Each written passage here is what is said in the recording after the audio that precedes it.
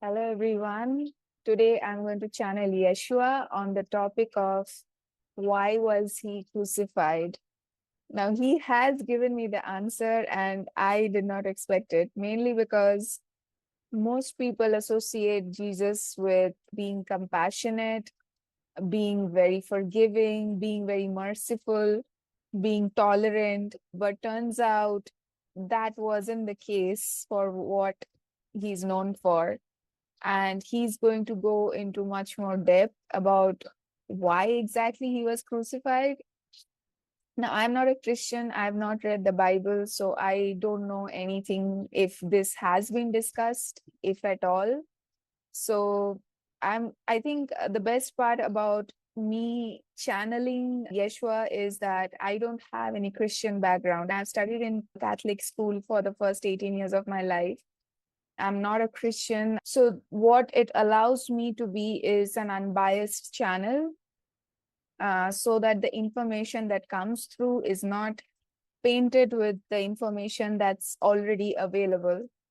Because I haven't researched much about him other than the things that I have just come across from internet or discussed somewhere else or from somebody. So this will be a very interesting transmission. I hope you enjoy, and don't forget to leave your comments. I'll see you at the end.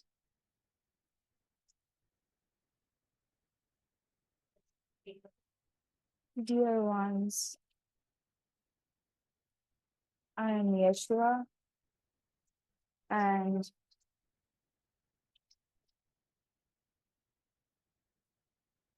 today I'm going to talk about a grave topic: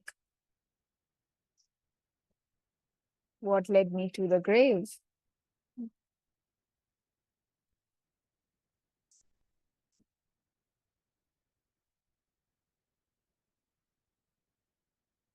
So during my time,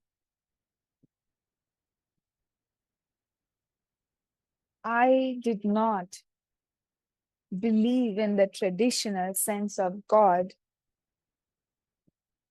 because I was intuitively in touch with my higher self, with my spirit guides. And all my life, I had been guided by them. The most prominent presence has been of Mary, who most of you know as my wife or my consort, but she was my spirit guide in embodiment. Because when I started talking about the ideas about the true nature of God as I understood it, I received more hate than you can imagine. Even though I am compassionate, it did affect me. So Mary balanced my emotional states very often. She had been my mentor and my guide, and she had helped me, in other words, keep my cool when things became very stressful. For remember, I was still a human. There are moments of my life that are not spoken about, where I had spent in isolation, learning from different gurus, different masters, and also meditating, practicing different spiritual practices that strengthened me emotionally, physically, mentally, in every possible way. So, during my time, when I started gathering a following, it was mainly because I used to treat everybody as equal. I didn't make a differentiation. So, for those who were poor, And especially for women did not have any rights or privileges back then. Those were dark days for women and womankind. I was the Messiah because I taught the principles of equality, fairness, justice, equity, compassion, love, which they did not experience from the so-called noble people or their traditional religion. The traditional religion that was prevalent during those times did not give people the hope and the liberation they were looking for during their dark times.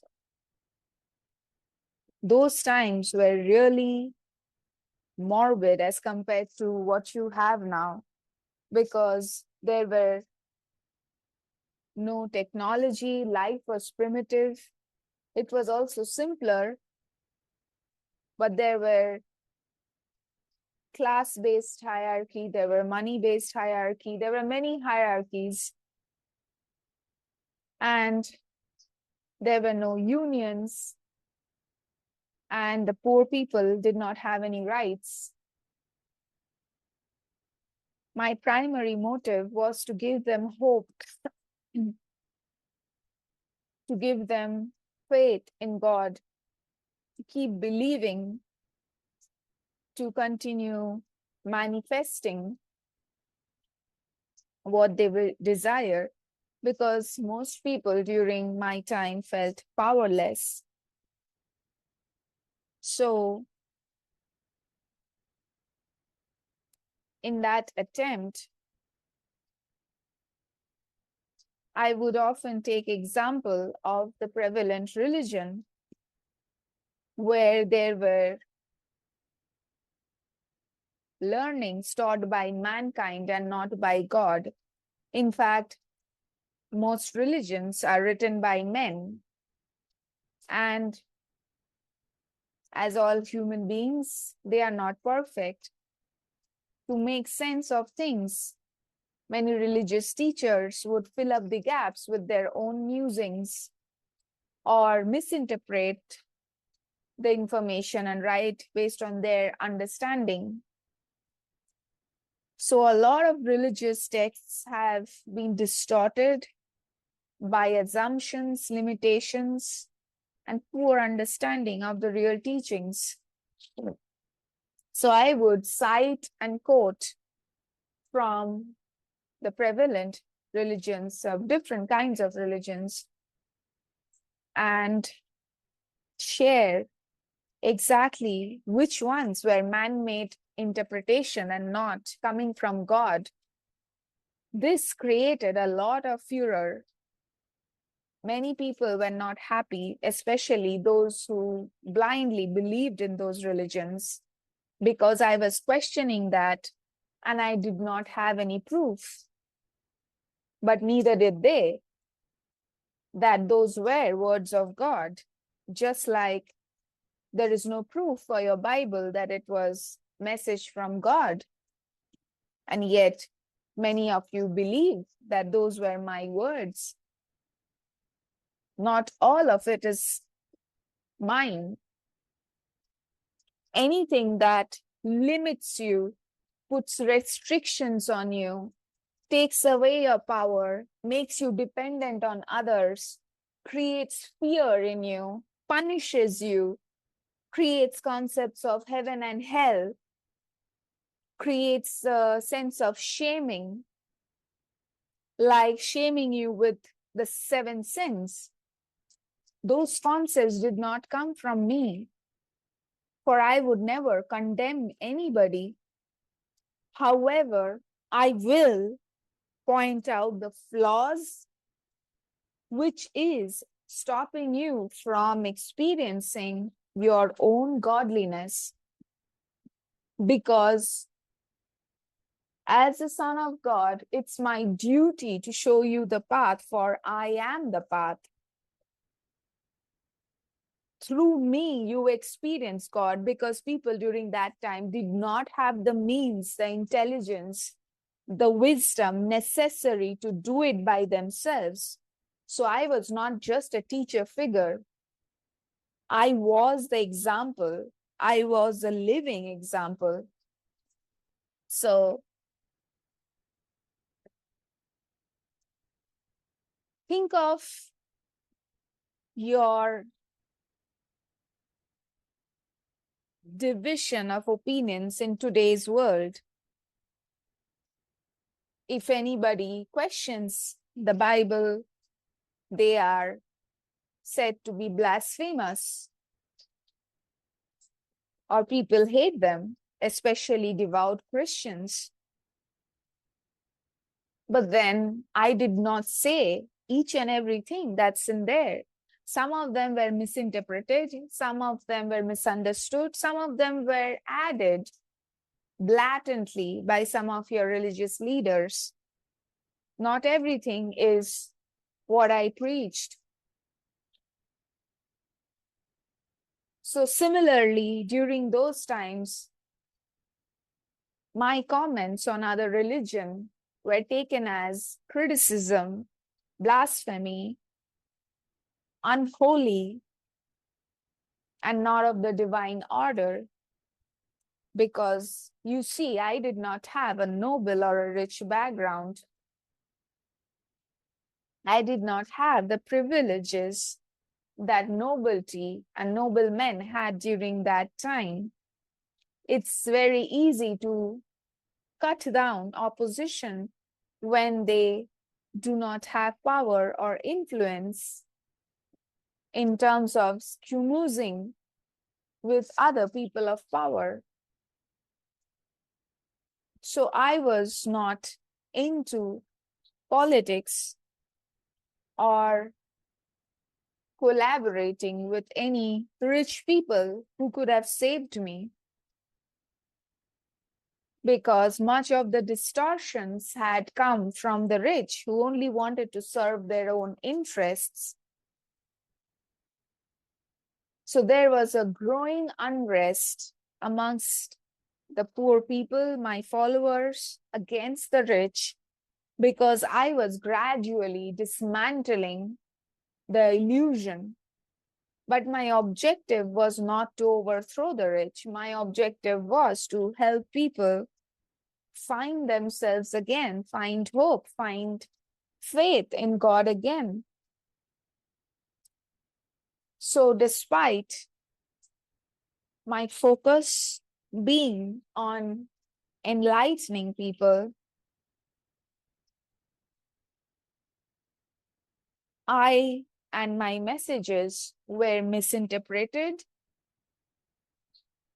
distorted, rumors and gossip sped and spread fast, and I angered a lot of rich and powerful men during my times. It wasn't long when I felt that my death is unavoidable. So I decided that it is better to use my death as an opportunity to demonstrate that what I am saying is true, and that there is life after death, and I can live the same life over and over again if I wish to. That was my whole plan of being reborn. So instead of avoiding my death, I used it as an opportunity to further strengthen my influence and teachings even when I was gone. But creating Christianity or a religion in my name was not my plan. It never was, it never will be. For I will never ask you to rigidly follow things that does not resonate with you. I would always encourage you to be compassionate with yourself, to have trust and faith in the Almighty God, and to believe in God in whichever way you wish to, not in the traditional sense. This is what has been taught in ancient Hindu religions like Bhakti Yoga, Karma Yoga, Raj Yoga. These different kinds of methods to move towards God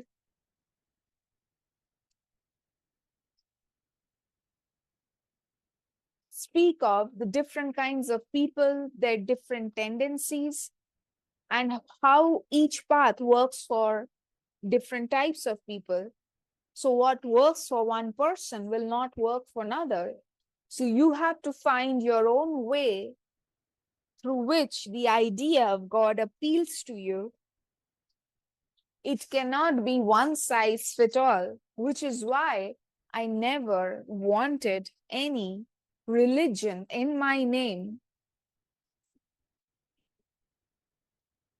What I had shared were mere guidelines, but now those have become doctrines. If you don't follow them, then you are not a devout Christian, is what you are going to hear. But that's not true. You are allowed to explore yourself and explore the concept of God in whichever way you wish to. So coming back to my death,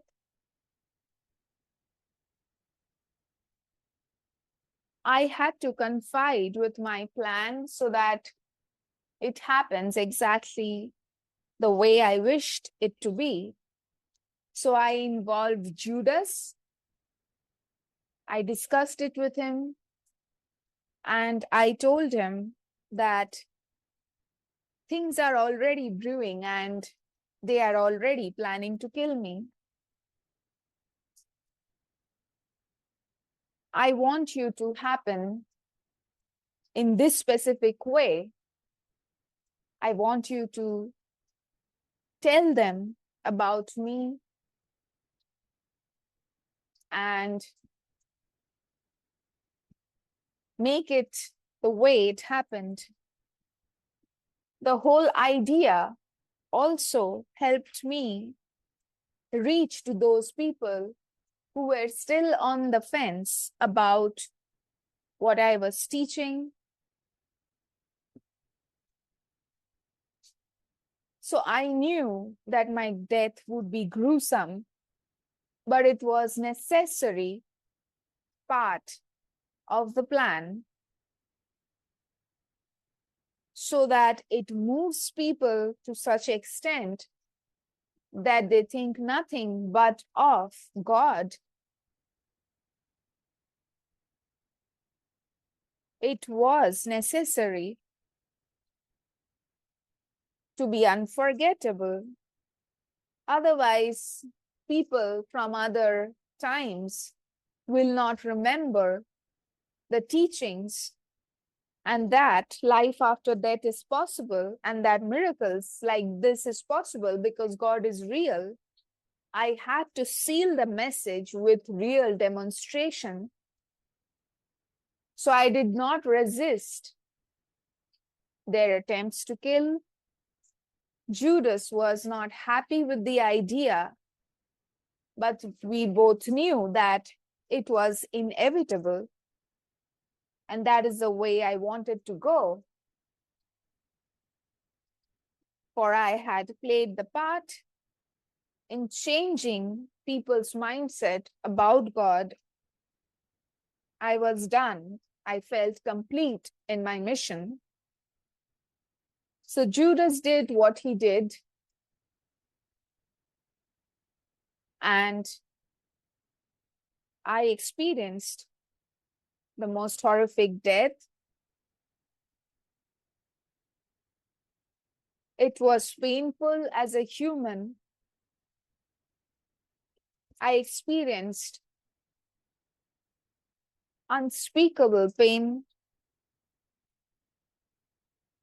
but I knew that was necessary, for I was melting their angers, their traumas, their hates, their mental limitation and ignorance about God. So I had accepted it, not as a sacrificial lamb, but as part of the mission. And then I demonstrated by coming back to life the reality that I was talking about, that it is not fake, that I am the Son of God, but I am not the only son. All of you are children of God, but you have not owned it yet because you still don't remember your true self, your source aspect.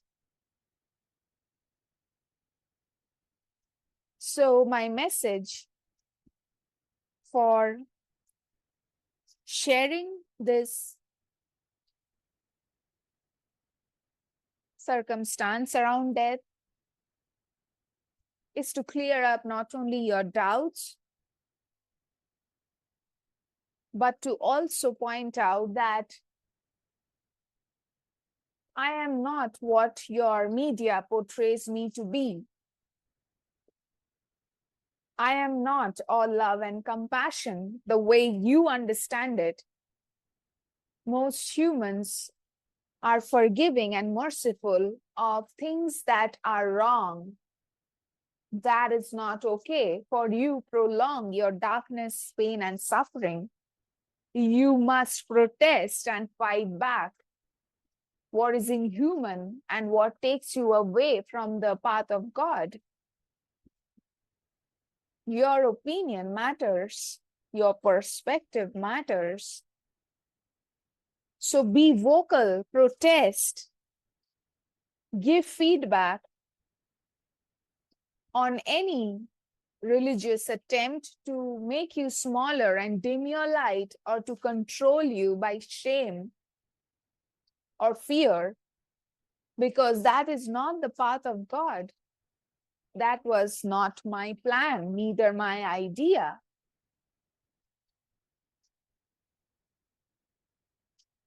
Life is not all love and light. Life is also protesting, like I did. Life is also criticizing what is not right. Life is pointing out things that are inherently limiting others from becoming their full and true potential. Those things must be criticized, or else you will continue on the path of doom, doing things that limit you, take you away from the path of God. So develop your discernment, do a lot of inner work, and know that your opinion matters, no matter what it is, as long as it brings peace to you and others.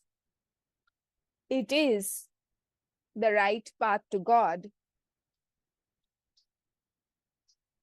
As long as it creates growth, not just superficial happiness of agreement, but truly helps you discover yourself and your true nature, which is spiritual, because all of you are energetic beings, all of you are spiritual beings. So not all teachings will be all love and light. Given the amount of dystopia that is going on in your world right now, there needs to be more protests against bad behaviors and bad examples from authority figures, from governments, from rich people, as well as poor people. Many poor people in your times are also engaging in questionable behaviors. So, in your times, the best way to start would be therapy, as odd as it may sound. All of you need to do therapy as much as you would like to not believe that you need therapy.